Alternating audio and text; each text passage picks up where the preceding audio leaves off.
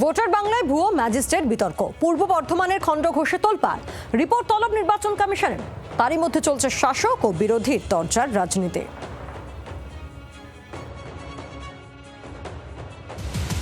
SIR নিয়ে বিতর্কের মধ্যেই ভুয়ো ম্যাজিস্ট্রেট নিয়োগের অভিযোগকে কেন্দ্র করে পূর্ব বর্ধমানের খণ্ডঘোষে শোরগোল।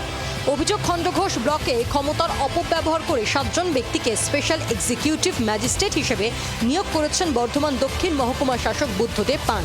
বিষয়টি প্রকাশ্যে আসতেই নড়েচড়ে বসেছে নির্বাচন কমিশন। ইতিমধ্যে জেলা প্রশাসনের কাছে বিস্তারিত রিপোর্ট চেয়ে পাঠানো হয়েছে। পুরো ঘটনা তদন্ত শুরু হয়েছে বলে প্রশাসনিক সূত্রের খবর।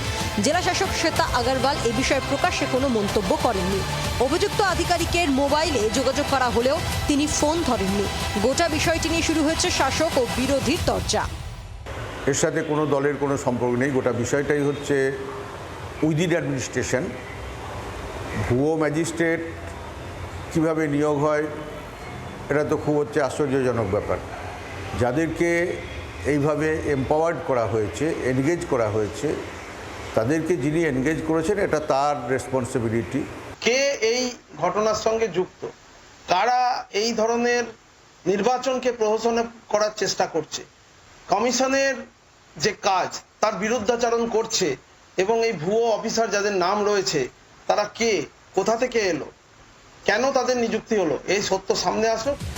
সব মিলিয়ে ভুয়ো ম্যাজিস্ট্রেট বিতর্কে ভোটের মাঝে সরগরম পূর্ব বর্ধমান। ক্যামেরায় সদন সিনহার সঙ্গে অরূপ লাহার রিপোর্ট, জি 24 ঘন্টা।